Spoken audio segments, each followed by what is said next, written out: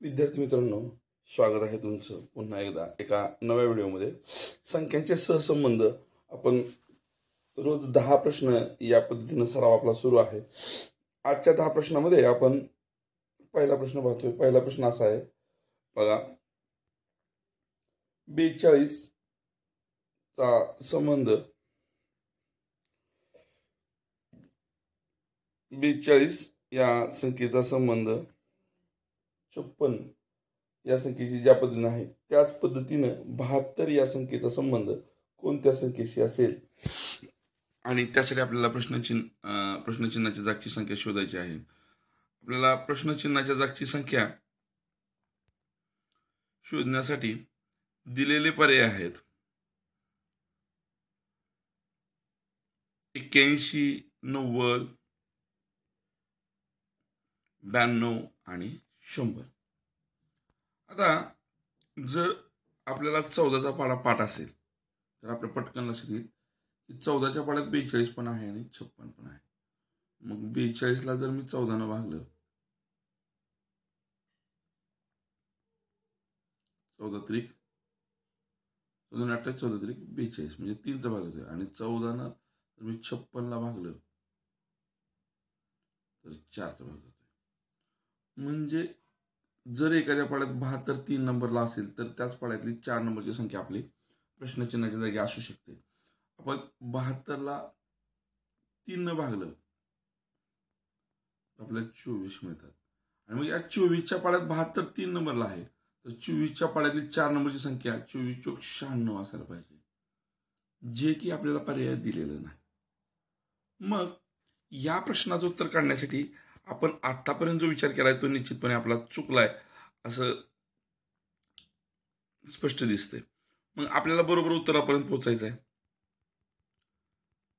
त्यासाठी काय करावं लागेल बघा, मला थोडंसं असं लक्षात आलं की ह्या संख्या मध्ये जो पॅटर्न आहे तो असा आहे की या संख्यात एका वर्ग संख्येच्या जवळच्या संख्या आहेत. म्हणजे समजा 42चा विचार केला तर 6चा वर्ग 36 आणि त्याच्यात 6 परत अधिक केले तर आपल्याला 42 मिळते. 7चा वर्ग 49 त्याच्यात परत आपण हे 7 अधिक केले तर आपल्याला 56 मिळते. 8चा वर्ग 64 त्याच्यात पुन्हा आपण हे 8 अधिक केले तर 72 मिळते.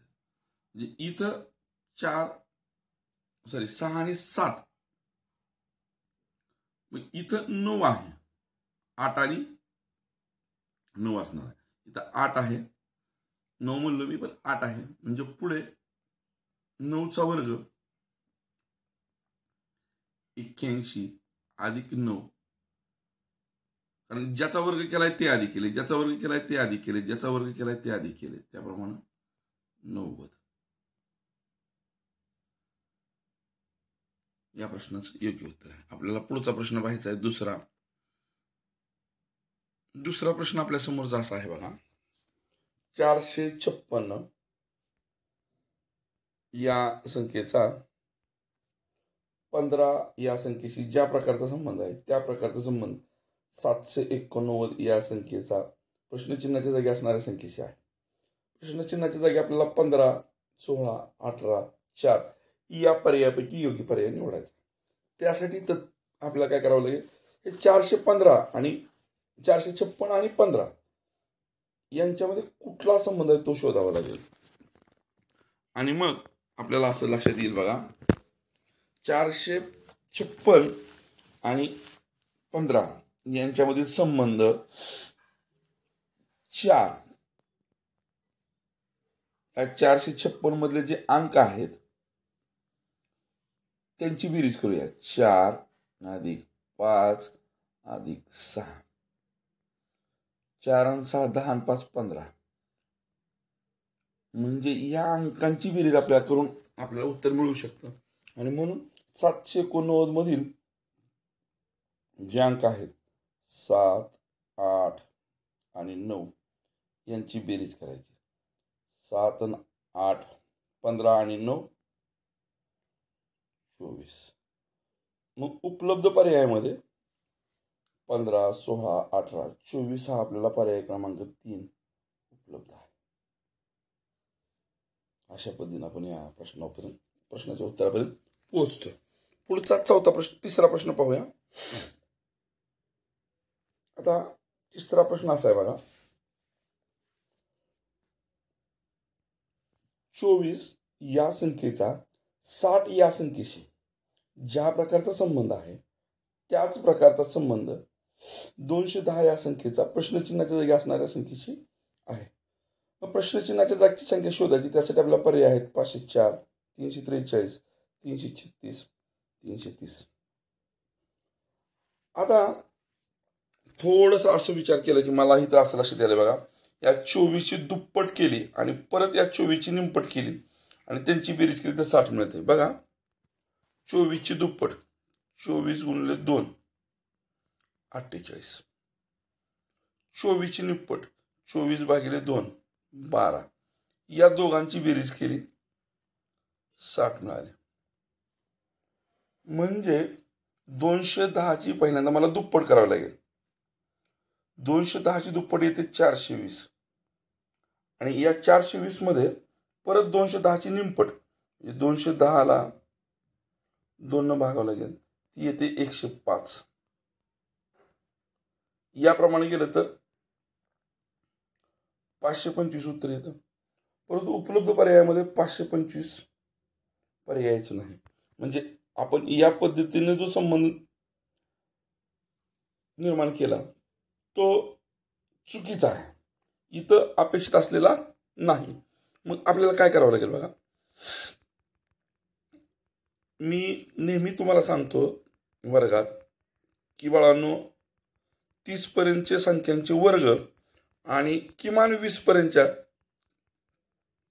अवघडात अवघड म्हणून किमान 10 पर्यंतच्या संख्यांचे घन तुम्हाला पाठ पाहिजे. मला असं लक्षात येतं हे 24 3चा घन असणाऱ्या 27च्या शेजारी आहे आणि मग 3चा घन केला 27 आला त्याच्यातून ते 3 वजा केले तर मला 24 मिळतात. पुढे असं होतं का बघूया आपण. त्याच्यानंतर 4चा घन केला 64 आला आणि 64 मधून हे 4 ज्याचा घन केला होता ते 4 वजा केले 60 मिळाले. हे पुढे असं होतं का बघूया. आता 5चा घन 125 आहे. 125च्या जवळची संख्या नाही पुढची संख्या आहे. 6चा घन हा 216 आहे आणि 216 मधून परत आपण तीच संख्या म्हणजे 6 वजा केले तर आपल्याला 210 मिळत आहे. जे की म्हणजे 3चा घन वजा 3, 4चा घन वजा 4, 6चा घन वजा 6. आता पुढे कितीचा घन 7चा घन करावा लागेल. 7चा घन असतो 343 आणि 343 मधून ज्या संख्येचा घन केला होता ती संख्या आपण प्रत्येक ठिकाणी वजा केली आहे बघा. म्हणजे 343 मधून आपल्याला 7 वजा करावे लागतील. आपल्याला मिळतील 336 जे की आपल्याला दिलेल्या पर्यायामध्ये पर्याय क्रमांक 3 उपलब्ध आहे. आलं लक्षात. चला पुढचा प्रश्न बघूया. आता पुन्हा एकदा मगाचा प्रश्न आलेला बघा. मगाचा प्रश्न काय होता का तोच प्रश्न आहे बघा. तोच रिपीट झालाय थोडाफार बदलला. इथं ते लागू होते का बघूया. 3चा घन वजा 3चा घन 27 वजा 3 केलं तर 24 मिळत आहेत. 4चा घन 64 वजा 4 केले 60 मिळत आहेत. 3चा घन 4चा घन वजा परत 30 संख्या असा आहे. मग इथं 120 आहे जे की 5चा घन 125 वजा 5 केलं मिळलं 120.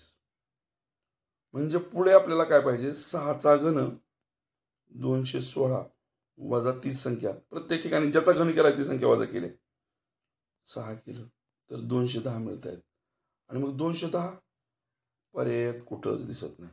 अरे बापरे सगळं आपलं आतापर्यंतची मेहनत वाया गेली. मग या प्रश्नाच्या उत्तराकडे जाण्यासाठी आपण दुसरा विचार करायचा.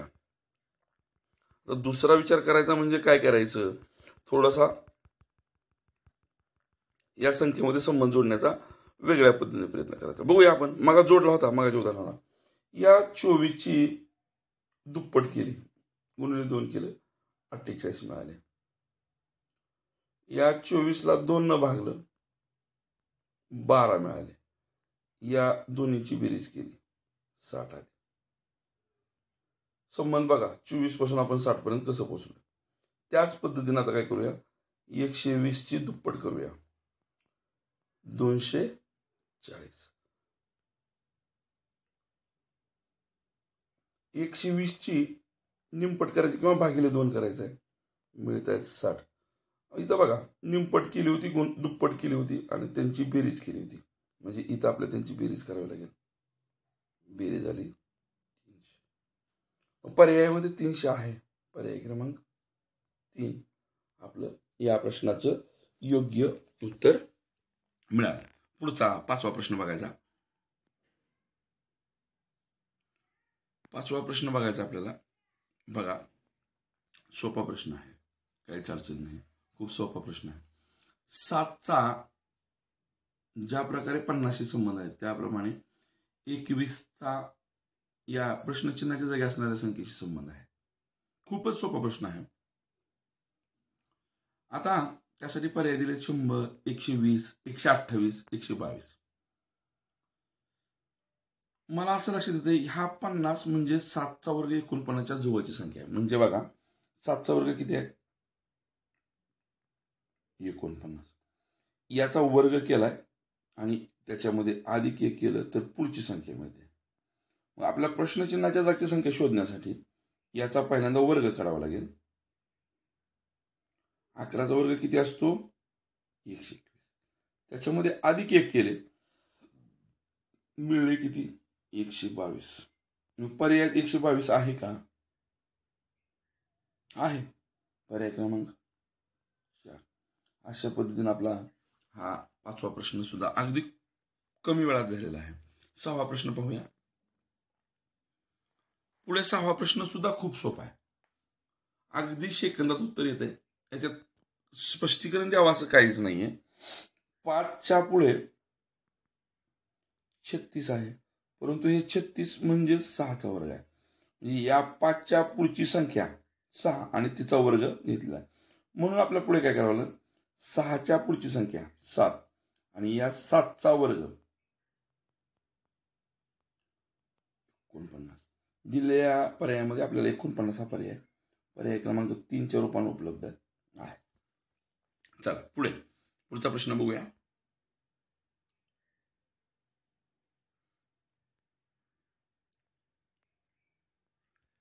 एकशे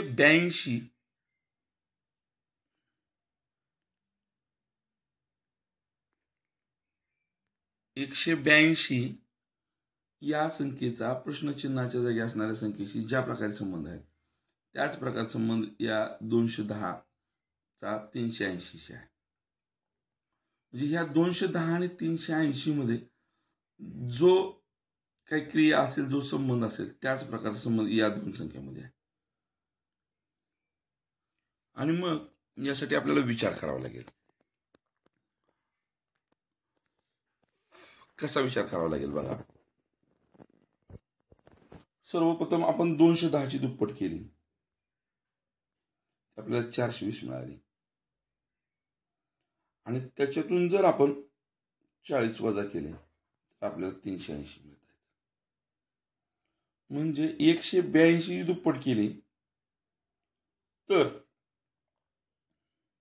364 मिळाले आणि या 364 मधून 40 वजा केले तर आपल्याला मिळतात 324, जे की पर्यायात नाही. मग आणखीन कशा पद्धतीने विचार करू शकतो आपण.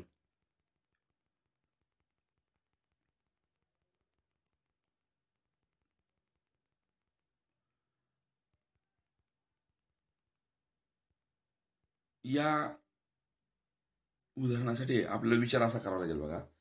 मला बाकीचं काही नाही, पण इथं थोडंसं आठवायला लागले. काय आठवायला लागले की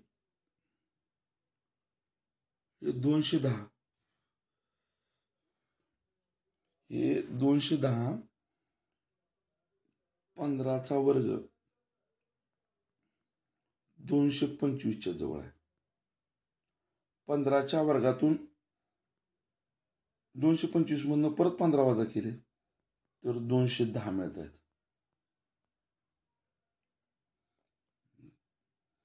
म्हणजे कशाच्या वर्गसंख्येतून तीच संख्या वजा केली तर 182 मिळालं. हे जर शोधलं तर आपल्याला उत्तर मिळेल.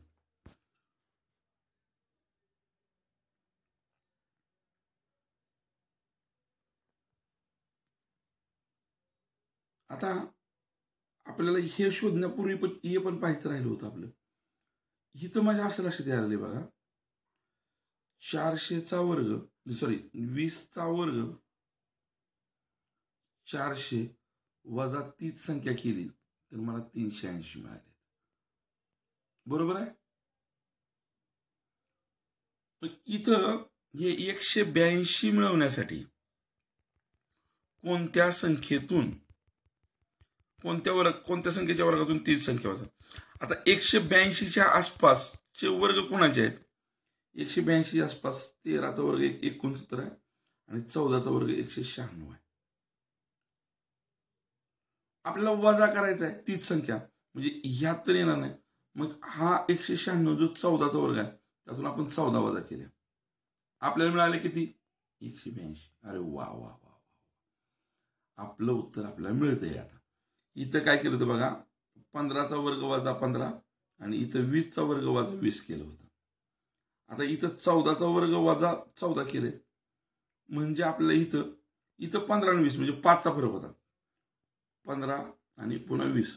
तसे इथं 14 आहे, म्हणजे 19चा वर्ग बघावा लागला आपला. आणि 19चा जर वर्ग बघितला,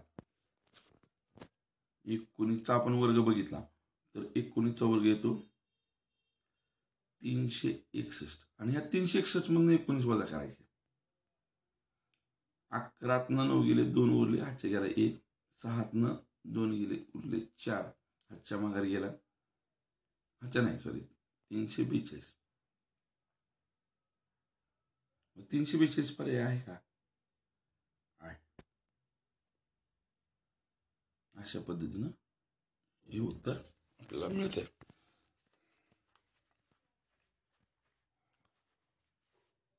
लक्षात येतंय का? हो, चला पुढे जाऊया. पुढचा प्रश्न काय बघा, 45 या संख्येचा 36 या संख्येशी ज्या प्रकारे संबंध आहे त्याच प्रकारे 63 या संख्येचा या प्रश्नचिन्हाच्या जागी असणाऱ्या संख्येशी संबंध आहे. आणि प्रश्नचिन्हाच्या जागी 71, 54, 61 किंवा 64 यापैकी या 4 पर्यायापैकी संख्या असणार आहे. आता हे उत्तर काढताना आपल्याला काय करावं लागेल बघा, आपण थोडस विचार केला तर ह्या 2 संख्या 9च्या पटीतील आहेत. 45ला 9 भागलं किती पटीत आहे? 5. 36ला 9 भागलं किती पटीत आहे? 4. पट 5 होती, 4 झाले. मग ही पण 63 सुद्धा 9च्या पटीत आहे. 63 9च्या पटीत आहे. किती पटीत आहे? 7. 5 वरनं 4 पट झाली, मग 7 वरनं पुढे 1 न कमी पट, म्हणजे 9ला 6 न गुणावं लागेल. 9 सक 54. 54 पर्याय आहे, पर्याय क्रमांक 2. अशा पद्धतीनं आपलं हा 18वा किंवा 8वा प्रश्न झालेला आहे. आपण पुढे 9वा प्रश्न पाहूया. प्रश्न थोडासा स्वरूप बदललेला प्रश्न आहे बघा, समजून घेऊया आधी प्रश्न काय आहे ते. 5 या संख्येचा 100 या संख्येशी आणि 4 या संख्येचा 64 या संख्येचे असा संबंध आहे. आणि पुन्हा जसाच 4 या संख्येचा 80 या संख्येशी या 2 संख्येतले जे संबंध आहेत तशा प्रकारचे या दोन संख्येचे संबंध आहे. मग 3 या संख्येचा संबंध आपल्याला शोधायचा आहे. आता आपलं असं लक्षात येईल बघा, आपण उत्तराकडे जातोय बघा. 5चा वर्ग केला आपण, पहिल्यांदा जे 5 दिलेला आपल्याला, त्या 5चा वर्ग केला 25. आपण काय केलं, या 5चा वर्ग 25 केला आणि त्याला 4 ने गुणलं तर आपल्याला 100 मिळाले. त्यानंतर या 4चा वर्ग केला 16, त्यालाही आपण 4 ने गुणलं, आपल्याला 64 मिळाले. आता इथं मात्र काय केलं बघा, 4चा वर्ग केलाय 16 आणि 16ला 5 ने गुणले, 5 ने गुणले, बरोबर 80 झाले म्हणल्यावर. मग 3चा वर्ग 9, इथं ज्यानं गुणलं होतं त्यानं ह्याला गुणलं होतं, म्हणजे 9ला सुद्धा आपण 5 ने गुणावं लागेल, 45 मिळतील. 45 आपल्या पर्यायात उपलब्धच नाही, म्हणजे आपण हे जोडलेलं चुकीचं आहे. ठीक आहे, आपण दुसरा विचार करू. आता असं करूया बघा, थोडंसं आपण विचार करू. या 5नं 100 होण्यासाठी 20 ने गुणले, 5 गुणिले 20 केलं की 100 मिळाले. आणि या 4ला 16 ने गुणले की 64 मिळाले, 4ला 16 ने गुणले की 64 मिळाले. म्हणजे पहिल्या संख्येला 20 ने गुणले, दुसऱ्या संख्येला 16 ने गुणले. इथं बघा 4 पासून 80 व्हायला 4ला 20 ने गुणले, म्हणजे पहिल्या संख्येला 20 ने गुणलं होतं, इथं सुद्धा पहिल्या संख्येला 20 ने गुणलं आहे का नाही, म्हणजे 80 मिळाले. म्हणजे आता पुढच्या संख्येला जे 3 आहे त्याला आपल्याला 16 ने गुणावं लागेल. आणि मग 16ला जर आपण 3 ने गुणले तर आपल्याला किती मिळत आहेत, 48 मिळत आहेत. मग 48 पर्यायात आहे का, तर सेकंड ऑप्शन 48 आहे. अशा पद्धतीने आपण या प्रश्नाचं उत्तर मिळवलं आहे. आता पुढचा प्रश्न बघूया. पुढचा 10वा प्रश्न खूप सोपा आहे. 10वा सुद्धा असाच आहे. इथं सुद्धा काय केले बघा, 11 चा संबंध 121शी संबंध पुन्हा 110शी 3 संख्यात संबंध दिलाय. आणि तशाच पद्धतीनं 15चा 225 आणि 210शी संबंध आहे. तर तशाच प्रकारचा संबंध असणाऱ्या 3 संख्या असणारा पर्याय शोधायचा. मग आपण बघूया पहिल्यांदा काय, थोडंसं आपलं निरीक्षणानं लक्षात येतं लगेच. हा खरं तर अवघड नाही. पहिल्यांदा आपल्याला 11 दिले, त्याच्या पुढे त्याचा वर्ग दिलाय, 11चा वर्ग 121 दिलाय, बरोबर आहे का. आणि या 121 मधनं जर आपण 11 वजा केले, ज्याचा वर्ग दिलाय ते वजा केलं तर आपल्याला 110 मिळत आहेत. या 15चं बघूया आपण. आपल्याला 15चा वर्ग किती, जो 225 आहे त्याच्या पुढे दिला, 11च्या पुढे 11चा वर्ग, 15च्या पुढे 225. या 225 मधून जर आपण बघा इथं 11 वजा केलं, तसं 15 वजा केलं, ज्याचा वर्ग केला ते वजा केलं तर आपल्याला मिळत आहेत 210. म्हणजे पर्यायातून आपल्याला त्या वर्ग संख्येत एखाद्या संख्येचा वर्ग करून त्यातून तीच वजा केली. म्हणजे पहिला पर्याय आपला काय सांगतोय, 9 आहे. 9चा वर्ग किती होतो, 81. आणि 81 मधून तीच संख्या ज्याचा वर्ग केला ती वजा केलं तर 72 मिळत आहेत. पण इथं आपल्याला 70 दिले, म्हणजे हा पर्याय बरोबर नाही. आपण दुसरा पर्याय बघू. 19चा वर्ग आपल्याला माहित आहे सगळ्यांना 361. आणि या 361 मधून हे 19 वजा करायचे, ज्याचा वर्ग केलाय तेच वजा करतोय. 361 मधून 19 वजा केल्यानंतर आपल्याला मिळतात 342. म्हणजे आपल्या पहिल्या 2 संबंधाप्रमाणे हा संबंध आहे. पुढे बघूया तरी पण आपण. इथं बघा 17चा वर्ग 288 दिला आहे, 17चा वर्ग 200 असायला पाहिजे, त्यामुळे हा पर्याय चुकीचा आहे. 16चा वर्ग 256 आहे, इथे याने 255 दिले, म्हणजे हाही पर्याय चुकीचा आहे. म्हणजे आपण हेच काढलेलं उत्तर आपलं पर्यावरण काढलेलं होतं ते बरोबर होतं, पण आपण आणखीन खात्री करण्यासाठी पुढे गेलो होतो. पण आणखीन एका दुसरा प्रश्न पाहणार होतात. आपल्यासमोर एक्स्ट्रा आपण 10 पेक्षा जास्त एक प्रश्न घेतोय. बॉक्स रिजनिंगचा प्रश्न आहे, कुठ प्रश्न संख्या कुठे या स्वरूपाचा. इथं आपल्याला 3 कॉलम आणि 3 रो दिलेत आणि त्याच्यात काही संख्या दिलेत. 1 11 120, 2 7 45, 3 5 8 प्रश्नाची. ज्यावेळेस दिलेल्या बॉक्समधील तुलनेनं मोठ्या असणाऱ्या संख्या एखाद्या रो मधील किंवा एखाद्या कॉलम मधील एकाच ठिकाणी एकाच बाजूला येत असतील तर या संख्येच्या संदर्भाने विचार करून उत्तर सोडवायचं असतं. मग आता 1 आणि 11 यांचा कसा संबंध जोडावा म्हणजे आपल्याला 120 मिळेल, किंवा 2 आणि 7 यांचा कसा संबंध जोडावा म्हणजे आपल्याला 45 उत्तर मिळेल. आणि त्याच्यावरून पुन्हा आपण आपल्या उत्तराकडे जातो. मग काय होते बघा, आपण काय करू, पहिल्यांदा हे जे 1 आणि 11 आहेत त्यांची बेरीज करू, 12. परत त्यांची वजा करू. आता ह्या दोन्ही क्रिया केल्यानंतर मिळालेली संख्या आहेत त्यांच्यामध्ये गुणाकार करू. 120. क्रिया बघा काय केली आपण, या दोन्हीचा बेरीज केली, पुन्हा या दोन्हीची वजाबाकी केली आणि आलेल्या उत्तराचा गुणाकार केला म्हणजे आपल्याला ही संख्या मिळाली. मग आता त्याच पद्धतीने करूया. 2 अधिक 7 9, 7 वजा 2 5 आणि मग 9 गुणिले 5 केले तर 45. आता इथं जसं उत्तर बेरजेचं वजाबाकी झालं होतं त्याच्यात गुणाकार केला होता तसं इथंच केला म्हणजे इथं पण करावं लागेल. काय करावं लागेल, 3 अधिक 5 बरोबर 8 आणि 5 वजा 3 बरोबर 2.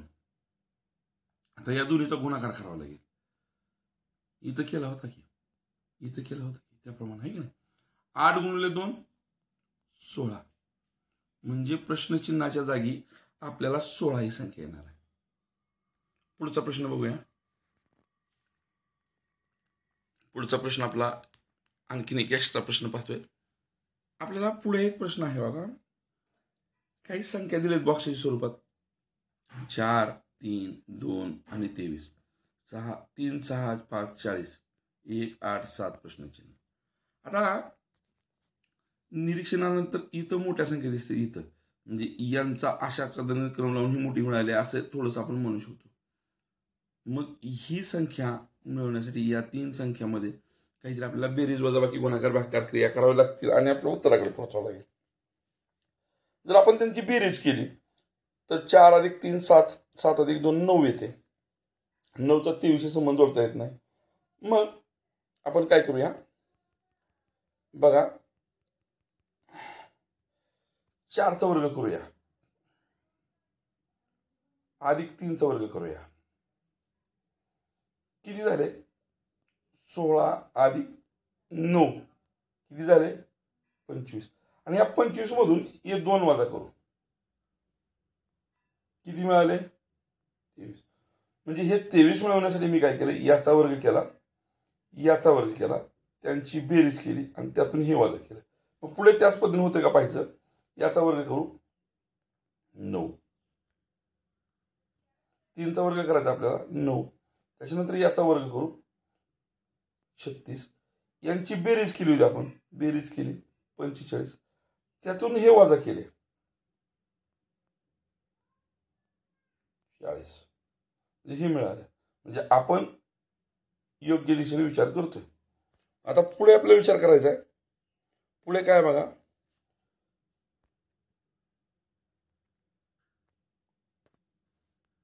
इथंच घेऊया आपण, नको पुढच्या पानावर, हेच कमी करून आपण इथं जागा उपलब्ध करू. इथं पण काय करावं लागेल मग आपल्याला, 1चा वर्ग, 1चा वर्ग, या 1चा वर्ग केला अधिक या 8चा वर्ग केला म्हणजे 1चा वर्ग 1 अधिक या 8चा वर्ग 64, यांची बेरीज झाली 65. आणि यातून हे वजा करायचं आहे आपल्याला. बघा आपण वजा करत होतो, 65 मधनं 7 वजा केले, किती येतील 58. दिलेल्या पर्यायामध्ये आपला पर्याय शोधायचे 58 आहे का बघायचं. 51 54 58. पर्याय क्रमांक 3 हा आपला आपल्या उत्तराशी जुळणार आहे. म्हणजे या प्रश्नाचं उत्तर पर्याय क्रमांक 3 58 हे अचूक उत्तर आहे असं आपण म्हणू शकतो. धन्यवाद.